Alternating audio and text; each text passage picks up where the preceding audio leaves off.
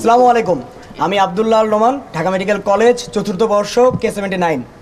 আমরা আমাদের চলমান আন্দোলনের গতকাল আমরা একটা দাবি জানিয়েছিলাম যে 24 ঘন্টার আলটিমেটামে আজ দুপুর 12টার মধ্যে আমরা দাবি করেছিলাম যেন আমাদের স্বাস্থ্য উপদেষ্টা ম্যাম এবং তার প্রতিনিধি সহ ঢাকা মেডিকেল কলেজে তারা সরেজমিনে পরিদর্শন করেন এবং ভগ্নদশা দেখে আসেন, তারপর আমাদের সাথে বৈঠক হন।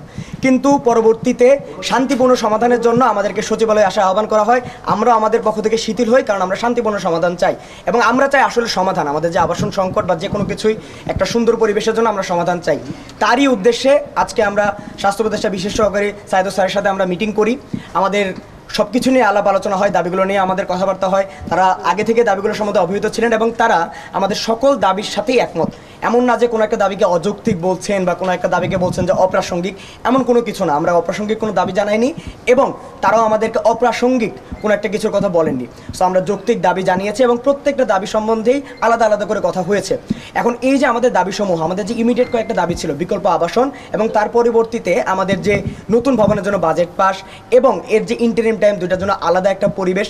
সো এর ব্যাপারে আমাদের যে কথাগুলো হয়েছে তাহলে বিকল্প আবাসন, সেই বিকল্প আবাসন হতে পারে অন্য কোথাও একটা শিফট করে নেওয়া, অন্য একটা ভবন ভাড়া নেওয়া বা একটা টিনশেড। সো এইটার ব্যাপারে কিভাবে কি হবে, ছেলে আর মেয়ে আলাদা হবে কি হবে না, এটার ব্যাপারে এখনো কোনো ক্লিয়ার রোডম্যাপ আসেনি। এবং আমরা যখন বৈঠক করছিলাম ঠিক সেই মুহূর্তে আমাদের যে ঢাকা মেডিকেল কলেজের অ্যানাটমি ডিপার্টমেন্ট, সেই জায়গায় আবার দেয়াল ভেঙে পড়েছে। আমরা যখন বৈঠক করছিলাম তার ঠিক পরে আমরা দেখতে পারি যে এমন একটা অবস্থা।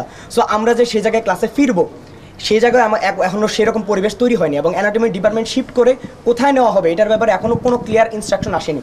সো আমরা সেটার জন্য অপেক্ষা করছি এবং বাজেট সম্পর্কে সহ এবং বিকল্প আবাসন সম্পর্কে এখনও কিছু বিষয় সম্বন্ধে আমাদের একটু অপেক্ষা করতে বলেছেন, যেটার ব্যাপারে আমাদেরকে বলেছেন যে পরে জানানো হবে। সো আমরা সব কিছুর জন্য অপেক্ষা করছি এবং তাদের সাথে যে বৈঠক সেটা আমরা বলবো যে ফলপ্রসূ, কারণ আমাদের যে দাবিগুলো জানানো ছিল একটা বিস্তারিত আলাপের কথা ছিল, সব কিছুই বিস্তারিত আলাপ আলোচনা হয়েছে এবং তিনিও মনোযোগ দিয়ে শুনেছেন সব কিছুর কীভাবে আমাদের সমাধান হতে পারে, আমাদের থেকেও সাজেশন চেয়েছেন।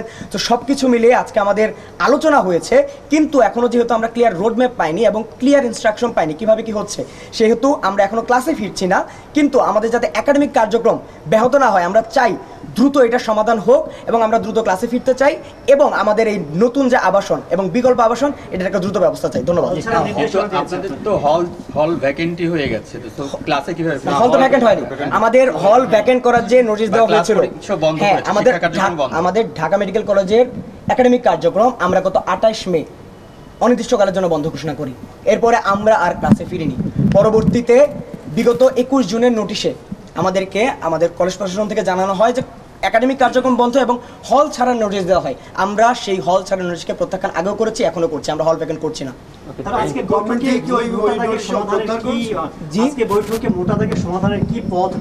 আমরা আসলে সমাধানের ব্যাপারে আলোচনা হয়েছে, এখনো যে একটা ক্লিয়ার রোডম্যাপ আমরা যেটাকে বলি যে হ্যাঁ এইটাই হবে, এরকম কোনো একটা কিছু না, আলোচনা হয়েছে এবং যেহেতু কোনো একটা ক্লিয়ার রোডম্যাপ হয়নি তাই আমরা আন্দোলন থামাচ্ছি না। আপনাদের যে দাবিগুলো একটু বলি, আপনাদের দাবিগুলো সেগুলো একদিনে আসলে সমাধান না, একদিনে অবশ্যই রাতারাতি সময় দিতে চাচ্ছেন না। হ্যাঁ, আমরা সময় দিতে চাচ্ছি না এমন না তো, আমাদের তো বিকল্প আবাসনের জন্য অ্যালটমেন্ট লাগবে। আমাদের তো একটা অ্যালটমেন্ট যে আমাদের স্টুডেন্ট ক্লাস করার জন্য তো তাকে হলে থাকতে হবে। যেমন আমাদের যে K81 পর্যন্ত আমাদের এখন আমাদের যে মেইন বিল্ডিং থেকে শুরু করে ব্লকগুলোতে K77 থেকে K81 অবস্থান করছে এবং ইন্টার্ন না K76 ইন্টার্ন বিল্ডিং অবস্থান করছে। এখন আমাদের যে নবাগত ব্যাচ K82 তাদেরকে কিন্তু আবাসন দেওয়ার মতন এনাফ স্পেস ঢাকা মেডিকেল কলেজের এখন পর্যন্ত হয়নি। সো যেহেতু K82 নতুন ব্যাচ, তার আবাসনের জায়গায় হয়নি, তাহলে সে কিভাবে ওখানে থেকে ক্লাস করবে? সো ক্লাস শুরু করার তো এখন অবস্থায় হয়নি। সো আমরা কিভাবে সময় দিব? হল ছাড়ার যে নোটিশ দিয়েছে, জি সেই নোটিশ কি উইথড্র করেছে না? না, এই নোটিশ উইথড্র করা ওকে থ্যাংক ইউ। আমরা তো নোটিশ মানিনি, আমরা হল ছাড়বো না, তাদেরকে আমরা বলেছি, আমরা তাদেরকে স্পষ্ট জানিয়ে দিয়েছি। এখন তারা যদি নোটিশ না দেয় এটা প্রশাসনের ব্যাপার, কিন্তু আমরা প্রশাসনকে জানিয়ে দিয়েছি যে আমরা হল ত্যাগ করছি না এবং তাদের নোটিশকে আমরা প্রত্যাখ্যান করেছি। আমরা তো বলছি যে আমরা আসলে একাডেমিক আমরা আসলে একাডেমিক ক্ষয়ক্ষতি হয় বা আমাদের যে আমরা জানেন আপনারা মেডিকেল কারিকুলাম সম্বন্ধে যদি একটু ধারণা থেকে থাকে যে এই কারিকুলামটা কিন্তু অনেক স্ট্রিক্ট এবং এখানে আসলে একদিন ক্লাসে না যাওয়া মানে অনেকটুকু পিছিয়ে যাওয়া। আমাদের কিন্তু রেগুলার বেসিসে এক্সাম থাকে। সো এই জিনিসগুলো তো আমরা চাই না, আমরা তো চাই না যে আমরা পিছিয়ে পড়ি। সো ঢাকা মেডিকেল কলেজের ঢাকা বিশ্ববিদ্যালয়ের আন্ডারে, এর আন্ডারে তো আর অন্যান্য অনেক মেডিকেল কলেজ আছে, কিন্তু প্রফ তো একসাথেই হবে। সো এই যে প্রফেশনাল এক্সাম সেখানে যেন আমরা পিছিয়ে না যাই, এর জন্য তো আমরা দ্রুত দাবিটা আদায় করতে চাচ্ছি এবং একটা ক্লিয়ার রোডম্যাপ চাচ্ছি এবং বিকল্প আবাসন এবং এই রোডম্যাপ সম্বন্ধে, এই নতুন ভবনের সম্বন্ধে ক্লিয়ার রোডম্যাপ আসলে আমরা ইনশাআল্লাহ ক্লাসে ফিরে যাবো এবং আমাদের আন্দোলন মানে শেষ হবে, কিন্তু এখন যেহেতু আমরা ক্লিয়ার রুমে পাইনি এবং আজকেও একটা দুর্ঘটনা ঘটেছে, সো এমত অবস্থায় আমরা আন্দোলন থামাচ্ছি না এবং ক্লাসে ফিরছি না। ধন্যবাদ।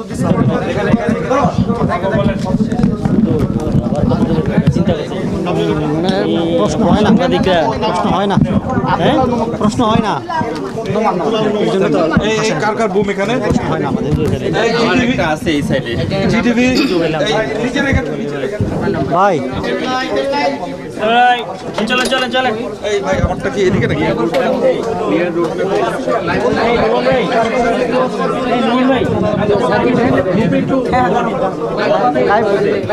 ভাই চলে এই